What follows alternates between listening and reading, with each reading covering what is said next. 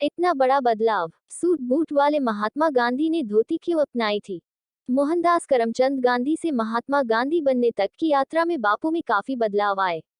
बापू पहले बाकायदा suit boot पहना करते थे। फिर एक वक्त ऐसा आया कि गुजराती पोशाक पहनना शुरू कर दिया। पर हमारे मन मस्तिष्क में उनकी जो तस्वीर बनी है, उसमें वो सिर्फ एक छोटी धोती में दिखाई देते हैं। पर सवाल यह है कि आखिर उन्होंने ये धोती पहनना कब शुरू किया?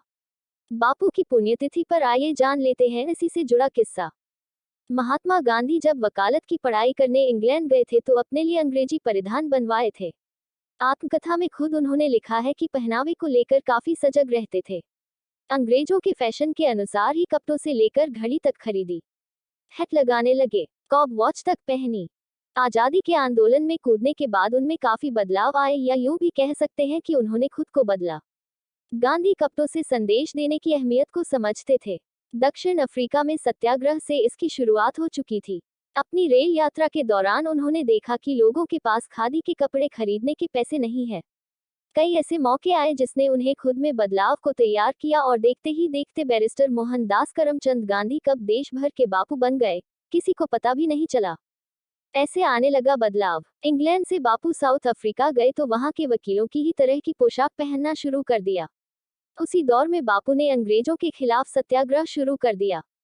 यहीं से महात्मा गांधी में थोड़ा थोड़ा बदलाव आने लगा था। अंग्रेजों के खिलाफ अलग अलग मुद्दों पर संघर्ष करते हुए वो अब अलग सोचने लगे थे। वहीं से उन्हें लगने लगा था कि अपनी जरूरतों को अब कम करना चाहिए।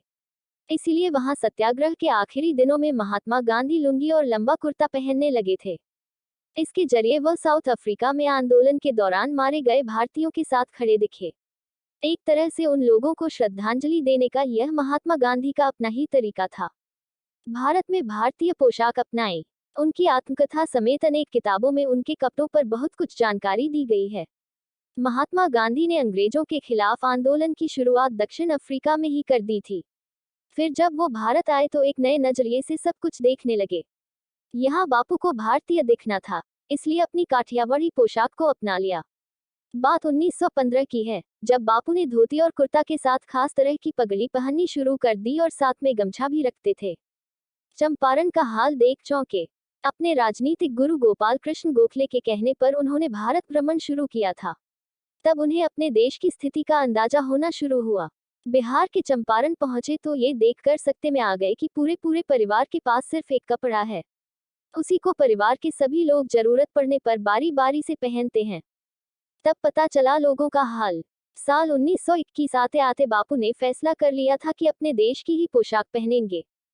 विदेशी कपड़े जलाने तक का आह्वान कर चुके थे। उनका यह आह्वान एक अलग ही आंदोलन बनकर उभरा और देश भर में विदेशी कपड़े जलाए जाने लगे थे। उसी दौर में वो तमिलनाडु में एक ट्रेन में यात्रा कर रहे थे। इस यात्रा के दौरान वह आम यात्रियों से बातचीत करने लगे। इसमें उनको पता चला कि देश में बहुत से लोग ऐसे हैं जो अपने कपड़े जला देंगे तो पहनेंगे क्या, क्योंकि उनके पास दूसरे खादी के कपड़े खरीदने के लिए पैसे ही नहीं हैं। इसलिए किया फैसला। इस ट्रेन यात्रा के बारे में उन्होंने खुद लिखा है कि यात्रियों की भीड़ में लोग विदेशी कपड़े पहने थे। उन्हें स्वदेशी आंदोलन से कोई मतलब नहीं था। बात करने पर पता चला कि उनके लिए खादी का कपड़ा खरीद पाना संभव नहीं है, क्योंकि यह काफी महंगा है। तब मैंने पूरी धोती और कमीज पहन रखी थी और टोपी भी लगाई थी। इस पर मैंने सोचा कि इन लोगों को क्या जवाब दिया जा सकता है, सिर्फ इस बात के कि शालीन रहते हुए अपने पहने हुए कपड़े त्याग कर खुद को इन लोगों के सामने ले जाऊं। मदुरै बैठक में कर दी घोषणा।